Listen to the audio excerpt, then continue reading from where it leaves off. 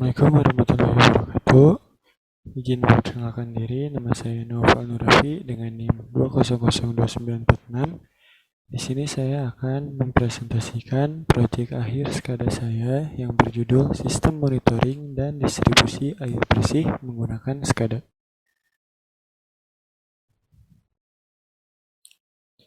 Nah, latar belakang saya memilih judul ini yaitu karena semakin meningkatnya permintaan air bersih di daerah perkotaan dan semakin kompleksnya sistem distribusi air bersih. Dalam pengoperasiannya, distribusi air bersih memerlukan pengawasan yang intensif dan cepat respon. Oleh karena itu, diperlukan sistem yang dapat memonitoring secara real-time dan memberikan informasi yang akurat untuk mengambil keputusan dan pengendalian sistem. Dengan adanya sistem monitoring dan distribusi air bersih menggunakan SKADA, diharapkan dapat memudahkan pengawasan dan pengendalian distribusi air bersih secara efisien dan efektif, sehingga dapat mengoptimalkan operasi jaringan distribusi air bersih. Yang kedua ada cara kerja alat. Nah, jadi cara kerja dari alat yang sudah saya simulasikan ini yaitu intake akan menarik air dari dalam tanah, kemudian mengirimkannya ke tank koagulasi. Setelah itu, dikirimkan ke tank fluktuasi dan diberi kadar logam, kemudian dimix. Lalu, dikirimkan lagi ke tank sedimentasi untuk dilakukan proses pengendapan. Setelah pengendapan selesai, air akan dikirim ke tank filterisasi untuk dilakukan proses filter. Kemudian, air dikirimkan ke tank disinfektasi untuk dimix dengan kaporit. Setelah pH air sudah sesuai, maka air akan dikirimkan ke tank reservoir dan dibagikan ke tiap rumah warga. Langsung saja ke simulasinya.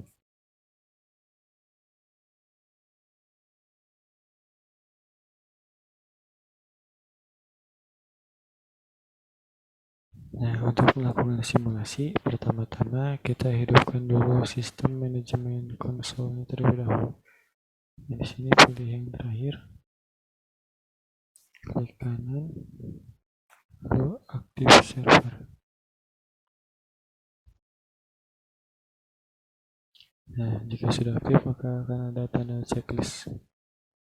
Setelah itu kita hidupkan terlebih dahulu EcoStructure-nya dengan launch simulator.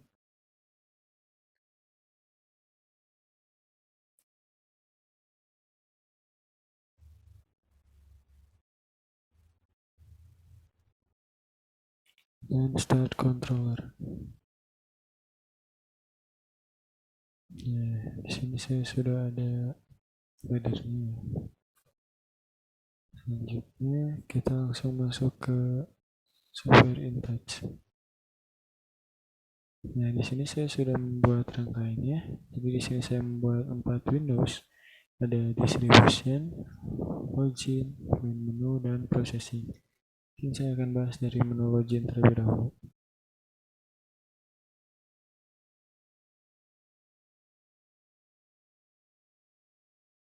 Nah, dari menu login ini di sini saya sudah membuat tampilannya.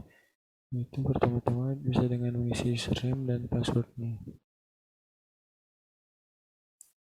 Lalu ada menu main menu. Nah, main menu ini jadi kita bisa memilih mau ke tempat mana terlebih dulu. Misalkan distribution, maka nanti akan langsung masuk ke window distribution. Dan jika memilih processing, maka akan langsung masuk ke window processing.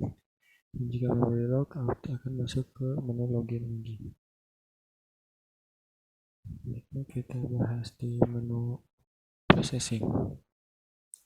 Di menu processing, di sini saya sudah membuat tombol-tombol juga seperti yang di awal tadi.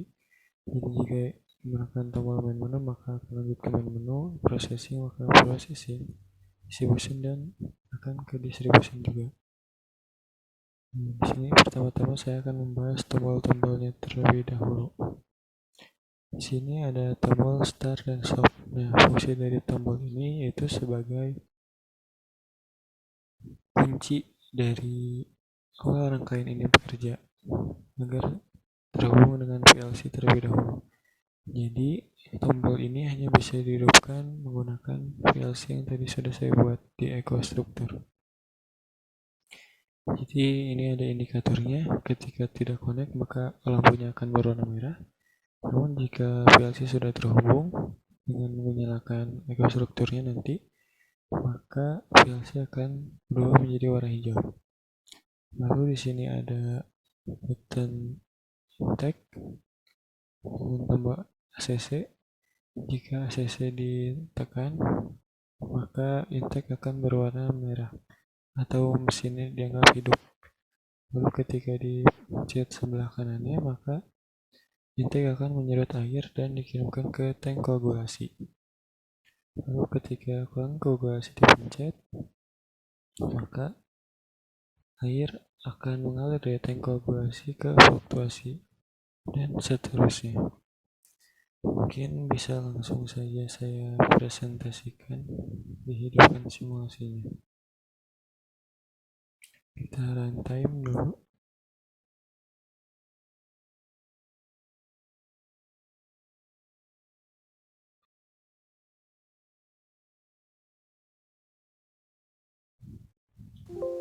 Pertama-tama kita mengisi username dulu. Di sini saya membuat username-nya file 123, password-nya 123. Jika sudah, lanjut tekan login. Nah, maka akan masuk ke tampilan main menu. Di sini kita pertama-tama masuk ke menu processing terlebih dahulu. Untuk menghidupkan PLC ini, maka kita hidupkan terlebih dahulu laddernya.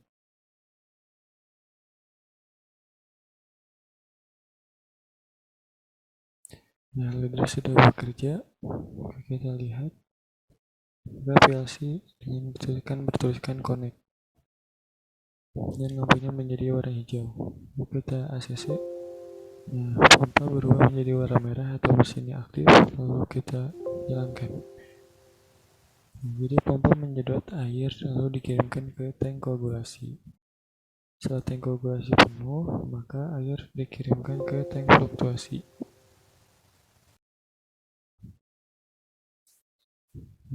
Tank koagulasi selalu ready ya airnya.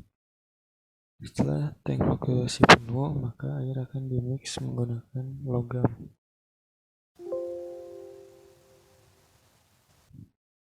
Nah, setelah berhasil dimix, lalu air dikirimkan ke tank sedimentasi.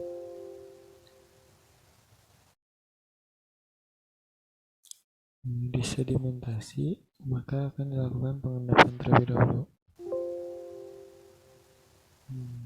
Ketika air sudah selesai mengendap, maka dilakukan filterisasi.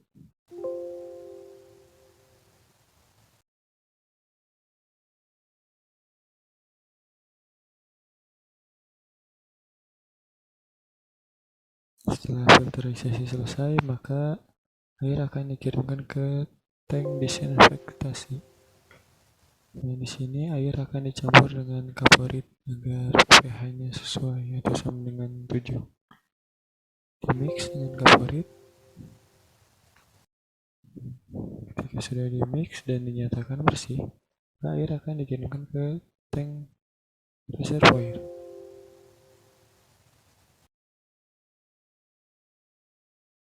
Nah, sekarang lanjut ke tahap distribusi. Di tahap distribusi, di sini anggap saja ini blok A, blok B, dan blok C. Untuk membagi air, pertama-tama kita menghidupkan main distribusinya terlebih dahulu. Nah, maka air akan mengalir ke tiap pipa bloknya. Dan ingin mengirimkan ke blok A, maka air di blok A akan mengisi. Jika ke blok B, maka air blok B akan mengisi. Dan blok C, air akan mengisi ke blok C juga. Dan otomatis si reservoir akan terus berkurang. Nah, jika berkurang maka terus diulangi lagi dari tahap intake menyedot dari tanah. Mungkin sekian yang bisa saya presentasikan. Kurang lebihnya mohon maaf. Wassalamualaikum warahmatullahi wabarakatuh.